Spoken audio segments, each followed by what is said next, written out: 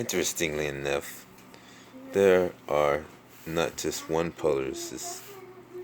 It's not just one Polaris, but there are three Polarises. Let's take a closer look at them.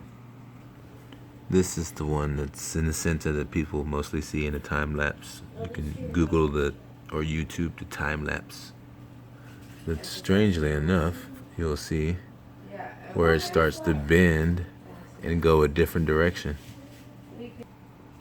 And here we can see the full view panoramically of all three Polarises happening. Now that is quite astonishing, I must say. So this one would be sitting literally directly underneath Rufus nigra, where the tip of the center of the tree touches the top of the dome. And then you see what appears to be other exits, alternate exits on the sides of the dome. Unbelievable. This completely disproves outer space. This time lapse, frozen in time, completely disproves a spinning axis from a top and a bottom. This would totally not be it. Unbelievable. Three Polarises on the top view of the side of the Earth, panoramically shot. Unbelievable. Now let's look at it back into its dome shape so we can get to our anatomically correct schematic. Alright, and here we go again. So, what are outside of these Polarises? And I've been kind of looking around, and I've been digging around, and I found some interesting correlated, isolated illustrations. So, yes, quite astonishing indeed. But what are outside of those? These are some of the fixed stars that have been replaced, apparently, or maybe they were originals. But if you check out Fixed Stars for Sale on YouTube, they show you all over the world where these things fall off of the firmament and crash into different parts of the Earth.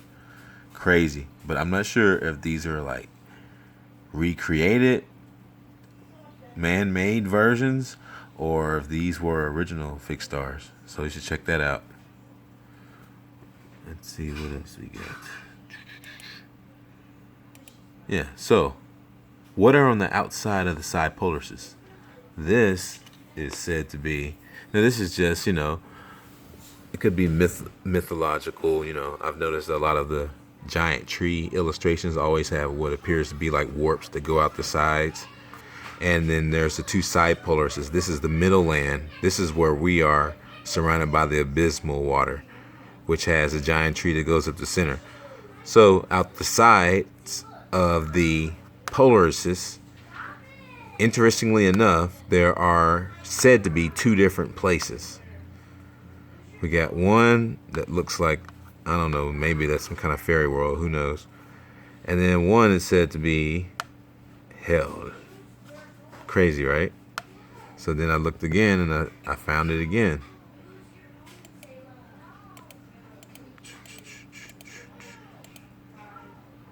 Let's see here. You know what? I can't find that other one that I found, but it was pretty much the same deal. It was like the firmament dome, then it had some layers, different levels to heaven, and it was like somewhere on the side it was like brimstone and fire.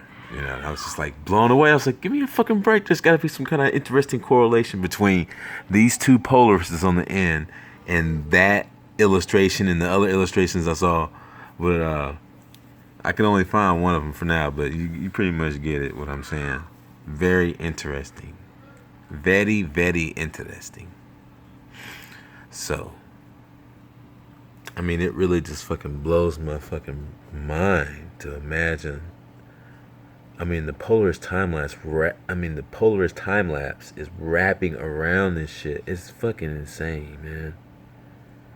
What the fuck kind of place is this, man? Like, straight up. What kind of an amazing divine creation just does? I mean, what the fuck? That's some fucking freaky ass shit, man. That is it. And it is literally changing patterns. The light changes patterns in midstream. Dang, what kind of incredible creation can divert these patterns off in different directions in midstream? That is fucking nuts. And it never changes. And this is like the zodiac of the 12 zodiac. That's crazy right there. It never changes. It just turns like that. That is fucking nuts. So, if you find any interesting thing about those two side Polarises, feel free to put some in the comments below. Some feedback. And don't forget to like and subscribe. Stay awake.